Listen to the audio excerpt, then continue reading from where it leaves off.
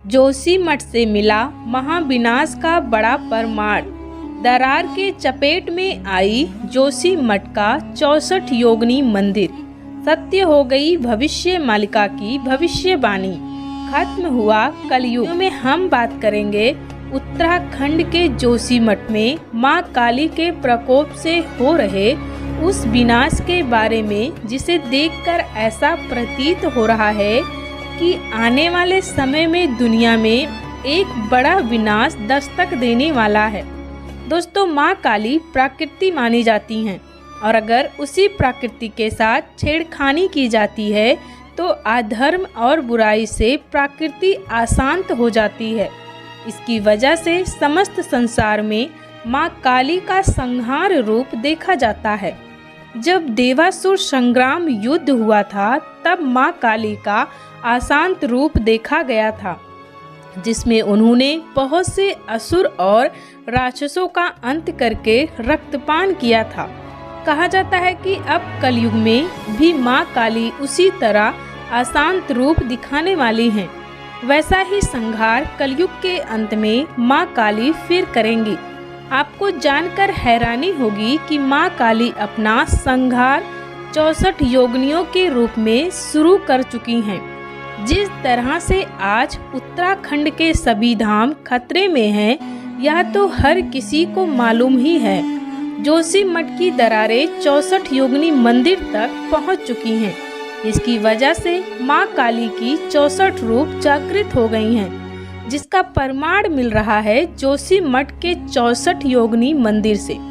उत्तराखंड के जोशीमठ में ज्योतिष मठ के पास स्थापित है 64 योगिनी मंदिर। जोशीमठ में तो दरारें रुकने का नाम ही नहीं ले रही हैं। वहीं सबसे भयावह संकेत मिलना शुरू हो गया है 64 योगिनी मंदिर से। ऐसा इसलिए है क्योंकि जोशीमठ की दरारें 64 योगिनी मंदिर तक पहुंच चुकी हैं। सबसे पहले हम सब जान लेते हैं कि 64 योगिनियाँ कौन हैं और द्वापर युग में भगवान श्री कृष्ण ने इन्हें कौन सा वरदान दिया था। दोस्तों, 64 योगिनी मां धारी देवी और काली का स्वरूप माना गया है।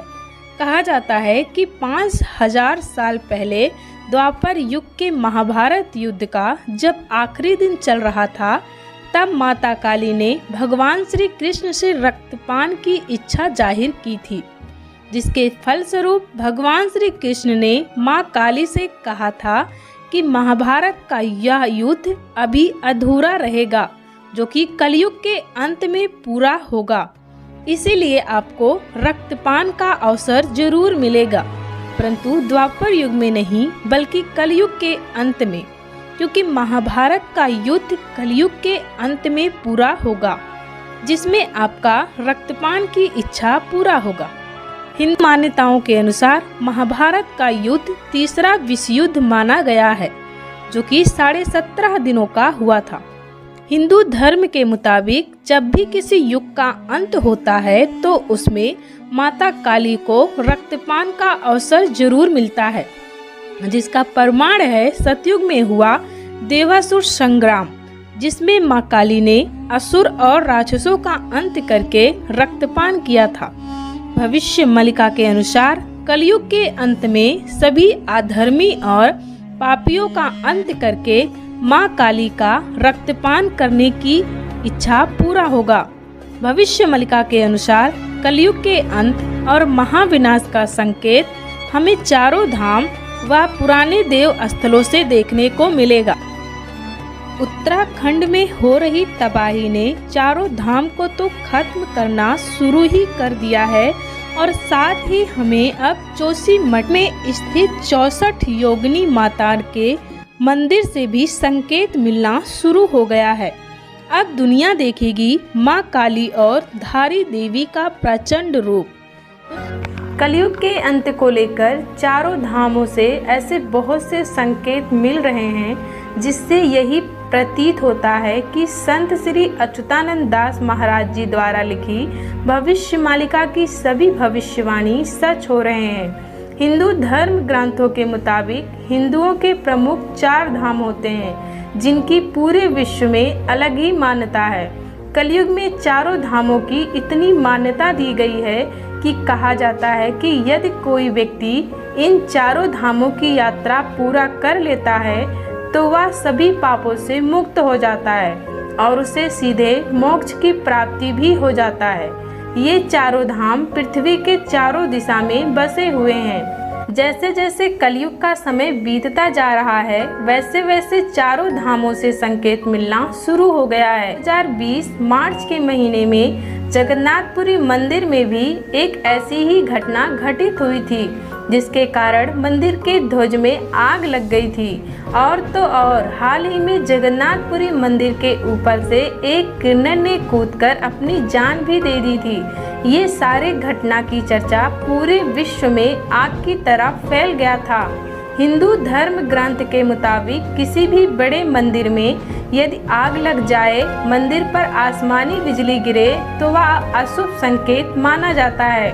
द्वारिका धाम पर आसमानी बिजली का गिरना, नर नारायण पर्वत दोनों का आपस में मिल जाना, बद्रीनाथ धाम का रास्ता अपने आप बंद हो जाना और फिर बद्रीनाथ धाम लुप्त होना और एक नया भविष्य बद्री उत्पन्न होना, इन सारी घटनाओं के संकेत से अब यही प्रतीत हो रहा है कि भगवान विष्णु का 10वां अवतार यानी कल्कि अवतार दुनिया के सामने आने वाले हैं, क्योंकि अब महाविनाश का दौर भी शुरू हो चुका है, जिससे भगवान कल्कि साक्षात दुनिया के सामने आएंगे और उस युद्ध का खात्मा करके एक नए युग का आरंभ करेंगे।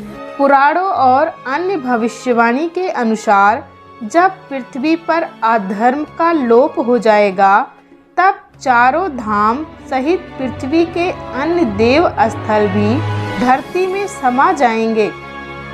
उन सभी स्थलों की पुनः स्थापना के लिए धरती पर भगवान विष्णु कल के रूप में अवतरित होंगे। बद्रीनाथ धाम के जोशी मठ में जो तबाही आया था, इस साल उसे भी इसी भविष्यवाणी की शुरुआत माना जा रहा है। इसी साल द्वारिका, जगन्नाथपुरी और रामेश्वर धाम से भी इसी तरह के संकेत देखने को मिले हैं। दोस्तों, श्रीमद् भागवत पुराण और भविष्य पुराण में कलयुग के अंत होने को लेकर बहुत सी भविष्यवाणी किया गया है। कलयुग के अंत और कल्कि अवतार को लेकर भविष्य मालिका पुस्तक में भी भविष्यवाणी की गई है। कल्कि पुराण और भविष्य पुराण के अनुसार भगवान कल्कि का जन्म संभल ग्राम में होगा। उनके माता पिता का नाम सुमति और विष्णुयश होगा। जिस प्रकार त्रेता युग में भगवान श्री राम एक आम इंसान की तरह धरती पर अवतरित हुए थे, उसी प्रकार कलयुग में भगवान कल्कि एक आम इंसान की तरह ही धरती पर अवतरित होंगे। घोर कलयुग का शुरुआत कैसा होगा और क्या होगा उसका संकेत। दोस्तों, भविष्य पुराण और स्कंद पुराण के अनुसार कलयुग के अंत होने का सबसे बड़ा संकेत देगा इंसानों में होने वाला परिवर्तन, जैसा कि उनका आकार यानी कि कद छोटा हो जाएगा।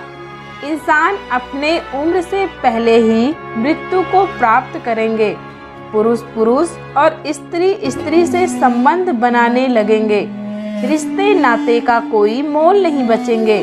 भाई भाई एक दूसरे के खून के प्यासे हो जाएंगे।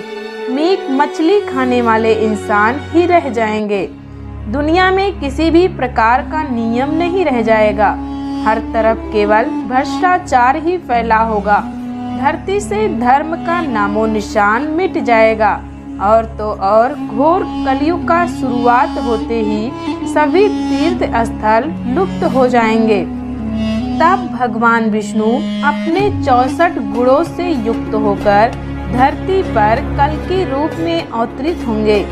जिस तरह से जोशी मठ में पिछले कुछ महीनों से तबाही आया, क्या वह यही संकेत दे रहा है कि घोर कलयुग का आरंभ हो चुका है?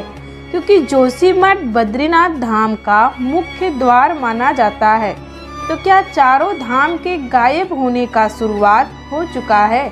भविष्य मालिका के अनुसार जब जोशी मठ में स्थित नरसिंह भगवान का दायां हाथ टूटकर गिर जाएगा, तब एक ऐसा प्रलय आएगा जिसमें नर और नारायण नामक दोनों पर्वत आपस में जुट जाएंगे, जिसकी वजह से बद्रीनाथ धाम का मार्ग हमेशा के लिए बंद हो जाएगा। इसी तरह से शुरू होगा कलयुग के अंत का सबसे बड़ा भयावह संकेत। दोस्तों, हमारी ये जानकारी आपको कैसा लगा, हमें कमेंट सेक्शन में कमेंट करके जरूर बताएं। चैनल पे नए हैं तो चैनल को सब्सक्राइब करें। धन्यवाद।